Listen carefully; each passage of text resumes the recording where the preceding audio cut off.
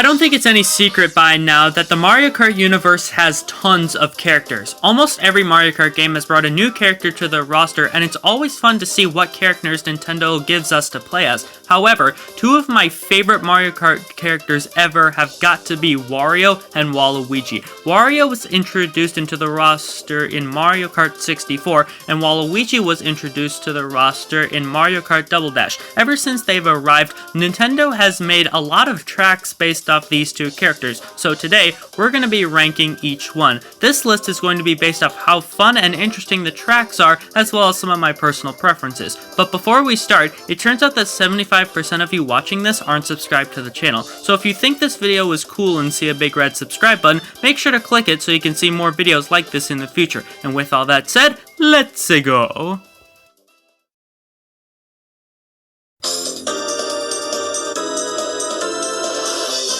Mario Kart 64 is regarded by many as one of the best Mario Kart games ever. It helped define what a Mario Kart is, and it has lots of great music and tracks. However, Wario Stadium is easily the worst track in the entire game. Now, I like the whole stadium feeling, and the posters of Wario's faces are pretty funny. However, other than that, I don't really like this track. The course just looks so boring with no appealing colors or unique designs. Speaking of design, the track design is pretty bad and usually feels like forever until I complete a race in this track. Also, the music doesn't fit the track at all and feels really out of place. So yeah, this course is pretty crappy and I wish it could have been more refined.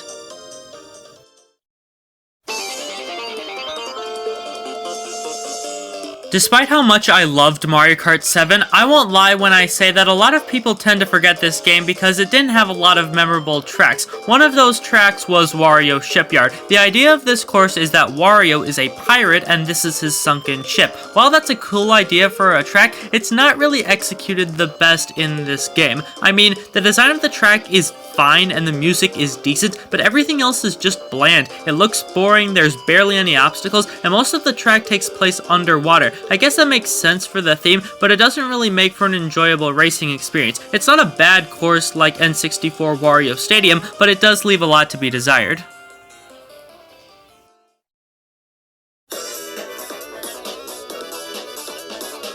Alright, now we're getting into the courses that I think are actually good, and we're starting off with Wario Stadium from Mario Kart DS. Mario Kart DS is guilty of having some of the most creative and memorable tracks in the entire series, and Wario Stadium is no exception. This is a more typical stadium course, but with more Mario stuff going on. You've got a bunch of speed boosts and ramps scattered around the track. There's also some obstacles like fireballs, and a lot of mud spread across different sections that you need to avoid. This course is much better take on a stadium because this just feels like what a stadium should feel like. Also, the music is much better and fits the track a lot better than the other two tracks I've mentioned.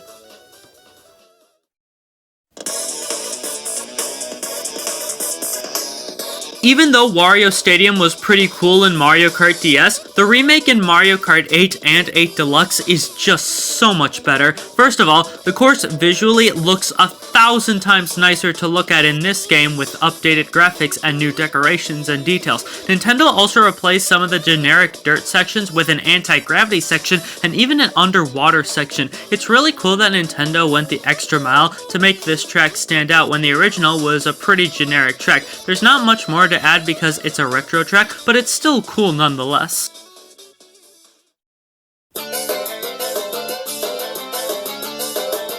Mario Kart Double Dash is a criminally underrated game in my opinion. It introduced so many great ideas, had awesome music, and most of the tracks introduced were awesome, one of them being Waluigi Stadium. This track is definitely a lot trickier than the other tracks, but that's what makes it fun. I like that the turns are much tighter and there are tons of bumps and ramps to go over. There's also a decent amount of obstacles to avoid like fire bars and piranha plants. Also, just in general, the course feels like what a stadium should be with the more gritty tone, great music, and the cool decorations like a giant board that shows you racing. This is probably my favorite stadium track, and it will always be amazing.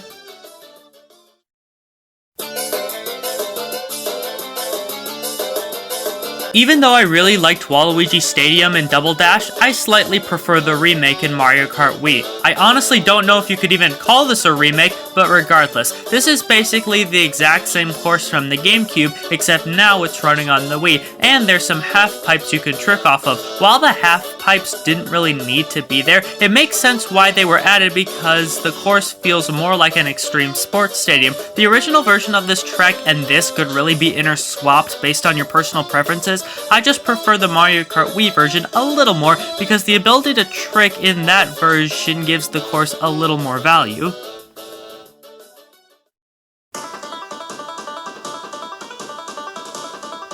As you probably know, Wario is always looking for ways to make money, so what does he do? He starts a gold mining business. Obviously, Wario's Gold Mine is one of my favorite tracks from Mario Kart Wii. It's not a very long course, but there's a lot of stuff happening. Driving up and down through the gold mine while boosting off ramps and trying to avoid the fast-moving minecarts is really fun and brings a lot of strategy to this course. There's plenty of places to fall on this track, and trying to maneuver yourself through the track is really cool. I also really like the music that plays during this course. It has a very weird rhythm to it, but it fits the course perfectly. That, along with everything I just said, makes for a surprisingly awesome course.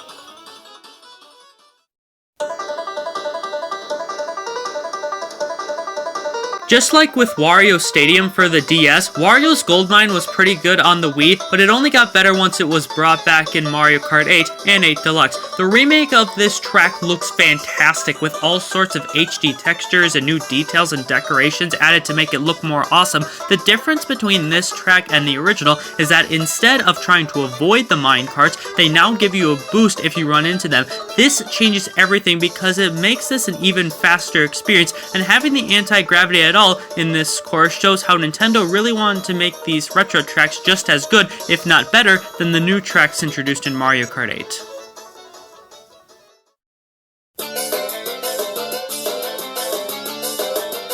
Despite how many courses in the Mario Kart franchise that have been remade, there's still a bunch that haven't, and I'm really sad that Wario Coliseum is one of them. This track is so cool because the main idea is that you're racing in a giant cage match. There's a bunch of twists and turns you have to worry about, there's lots of places to fall down, and this really does have an epic feeling to it. Although the track is fairly long, so there's only 2 laps for this track instead of the usual 3. I'm glad that that's the case because trying to complete just 1 lap on this track is pretty tough, especially since you're playing with the loose controls in Mario Kart Double Dash, but this is still an awesome track, and it's definitely a highlight from the GameCube Mario Kart.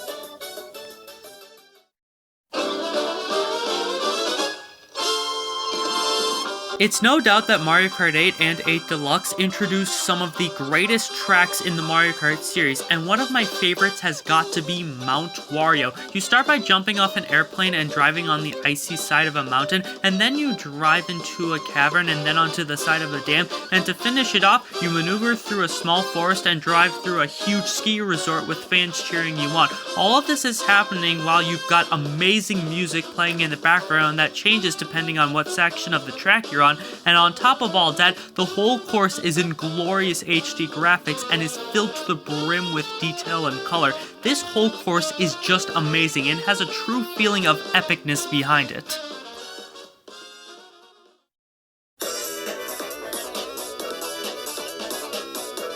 As you can probably tell, I love most of the tracks on this list. They're all interesting in their own way and all have something unique about them, but in my opinion, none of them will ever live up to Waluigi Pinball from Mario Kart DS. You race in a giant pinball machine. The design of this course is fantastic, with lots of wide turns and boost panels to make the experience even faster. There's also large pinballs to avoid, and the neon colors and decorations pop out in this stage, and almost every sound effect in the game has been replaced with cool retro sound effects that fit the course perfectly. And, of course, the music just slaps so hard and gives the course an extra sense of liveliness. This course is just perfect, and there's nothing about it I would want changed.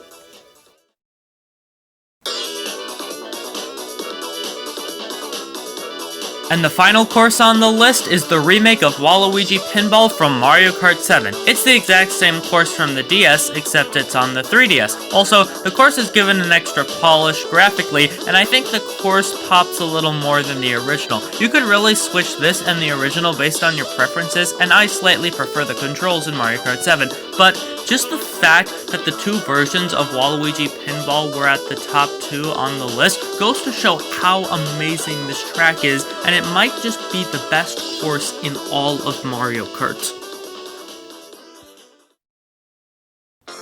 And that's the end of another ranking video. When I was going through all the tracks to include on this list, I was honestly surprised by how amazing most of these tracks are. Wario and Waluigi really are two of the best characters Nintendo has ever come up with, and I'm really happy that these guys have had so many tracks to call their own. But that just about wraps up the video. So, thank you guys so much for watching. Hit that like button if you enjoyed the video and subscribe if you haven't already. Have a great day, stay safe out there, and I will see you in the next one.